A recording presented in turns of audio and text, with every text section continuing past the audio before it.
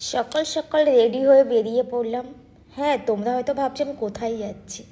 আমি যাচ্ছি আমার ছেলেকে নিয়ে ডাক্তার দেখাতে।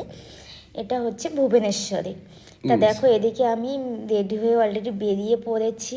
আর এটা বেডিংটা এত ভারী হয়ে যায়, মানে নিয়ে যেতে খুবই কষ্ট হচ্ছে। ওদিকে মা যাচ্ছে সাথে এগিয়ে দিতে। এদিকে অলরেডি টোটোয় উঠে পড়লাম আমরা সবাই। এবার তোমার দাদাভাই আমার ক্যামেরাটা করে দিচ্ছে। এইভাবে দেখতে দেখতে আমরা ক্যানিংয়ে পৌঁছে গেলাম। অলরেডি ট্রেনে উঠে পড়লাম, উঠে বসছি। আর তোমার দাদাভাই আমাকে একটু ঘটি গরম কিনে দিয়েছে, সেটা বসে বসে খাচ্ছিলাম। আর তোমার দাদাভাই ক্যামেরা করে দিচ্ছিল। এদিকে অলরেডি আমরা শিয়ালদা পৌঁছে গিয়েছি। এবার শিয়ালদা থেকে আমরা এবার ক্যাব বুক করব। আমরা যাব বাবুঘাট, কারণ ওখান থেকে আমি তোমার বাস ধরবো ভুবনেশ্বরের। তাই এখন আমি এদিকে ট্যাক্সির কাছে চলে এসেছি।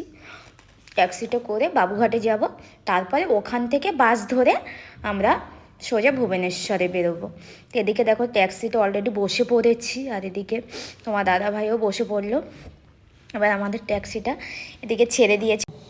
যেহেতু আমাদের বাসটা বাবুঘাট থেকে ছাড়বে, ওই জন্য আমরা বাবুঘাটের উদ্দেশ্যে বেরিয়ে পড়লাম। আর দেখতে দেখতে আমরা চলে আসলাম বাস স্ট্যান্ডের কাছে। আর এদিকে এইটা হচ্ছে আমাদের বাস, প্রবীণ ট্রাভেলস। এই বাসে করে আমরা যাব ভুবনেশ্বরের উদ্দেশ্যে। কিন্তু বন্ধুরা, এদিকে দেখো না, আমি বাসে অলরেডি উঠে পড়েছি, আর তোমার দাদাভাই বাইরে থেকে ভিডিও করেই যাচ্ছে। আমি বলছি চলে আসো, কিছুতেই শুনছে না। বলছে দাদা একটু ভিডিও করে দিই। এবার এদিকেও ভিডিও করতে লাগলো। আর তোমরাও কেউ যদি ভুবনেশ্বর যেতে চাও, তাহলে এইভাবে বাসে করেই যেতে পারো।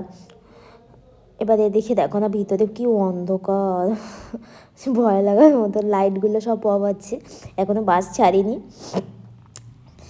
আমরা এদিকে পিছনের দিকে একটু সিটটা পেয়েছি। এদিকে দেখুন আমার ছেলে বসে বসে মোবাইল দেখছে। এদিকে বাসটা দেখতে দেখতে ছেড়ে দিল।